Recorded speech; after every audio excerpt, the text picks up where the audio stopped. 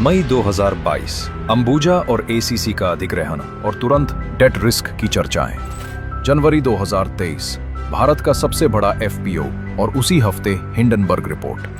नवंबर 2024 हरित ऊर्जा विस्तार और अचानक अमेरिकी अभियोग की खबरें। अक्टूबर 2025 गूगल साझेदारी और उसके 10 दिन बाद एक विदेशी रिपोर्ट। पिछले 3 सालों में हर बड़ी घोषणा के बाद एक नया हमला। कभी कभी घटनाएं अपने आप नहीं घटती, उन्हें रचा जाता है, बारीकी से सोची समझी चालों के साथ। जब जब इस देश ने ऊंची उड़ान भरने की ठानी, कुछ परछाइयां फिर से जाग उठीं। वो ताकतें जिन्हें भारत की तरक्की, भारत की उड़ान कभी रास नहीं आई। और हर बार की तरह इस बार भी निशाने पर है अदानी ग्रुप। साल 2022 अदानी ग्रुप ने स्विस कंपनी होल्सिम से अंबुजा सीमेंट और एसीसी का अधिग्रहण किया। $10 अरब से अधिक का ये सौदा भारत के औद्योगिक इतिहास का सबसे बड़ा निजी अधिग्रहण था। लेकिन सौदे की घोषणा के तुरंत बाद देश विदेश के कुछ विश्लेषकों ने एक नया नैरेटिव गढ़ना शुरू किया कि ये अधिग्रहण कर्ज के बोझ पर टिका है। डेट रिस्क, ओवर लेवरेज जैसे शब्द हर रिपोर्ट की सुर्खियों में थे। रणनीतिक रूप से ये एक बड़ी सफलता थी, पर इसे वित्तीय कमजोरी के रूप में प्रस्तुत किया गया। यहीं से वो कहानी शुरू हुई जिसे बाद में दुनिया भर में बार बार दोहराया गया। जनवरी 2023 अदानी एंटरप्राइजेस ने भारत का सबसे बड़ा एफपीओ लाने की घोषणा की।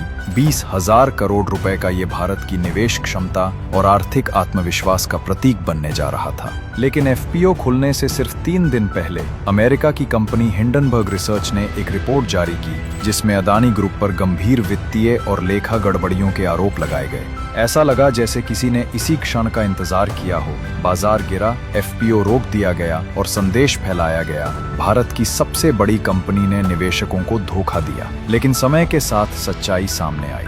2025 में सेबी ने अदानी ग्रुप को सभी आरोपों से मुक्त करते हुए क्लीन चिट दी और बाद में ये भी रिपोर्ट हुआ कि हिंडनबर्ग ने अपने कई ऑपरेशंस बंद कर दिए और उसकी कुछ गतिविधियां स्थगित समाप्त हो गई हैं। 2024 में अडानी ग्रुप एनर्जी ने विश्व की सबसे बड़ी सौर ऊर्जा परियोजना के लिए $3 अरब का पूंजी निवेश जुटाने की योजना बनाई।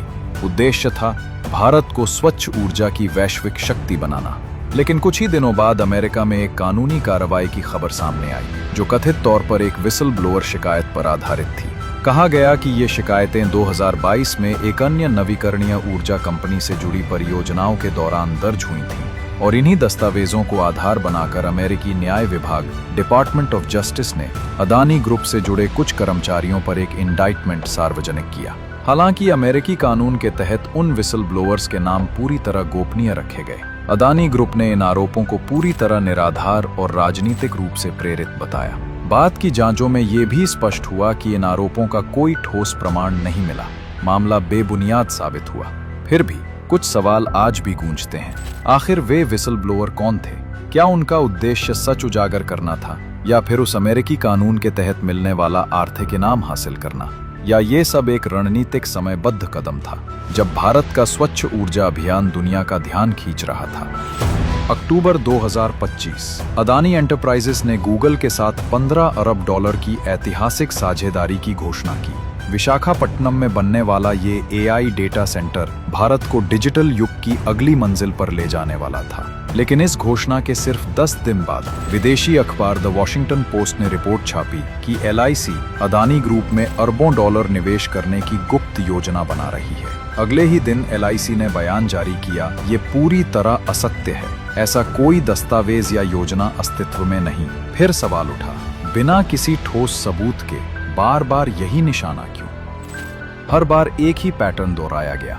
घोषणा के बाद हमला, सफलता के बाद संदेह और भारत के हर बड़े कदम के साथ एक नया विवाद। तो क्या ये सब महज संयोग है, या फिर ये किसी एंटी इंडिया मूवमेंट का हिस्सा है? एक सोचा समझा हमला भारत की विकास यात्रा पर। हर बार वही कहानी, वही पैटर्न। भारत आगे बढ़े तो विवाद पीछे पीछे आता है। क्या ये सब महज घटनाएं हैं या कोई सोचा समझा पैटर्न? क्या हम इन संकेतों को अभी भी नजरअंदाज करेंगे या आखिरकार इस साजिश की परतें खोलेंगे? क्योंकि शायद अब वक्त आ गया है पूछने का, कौन लिख रहा है भारत के खिलाफ ये कहानी और क्यों?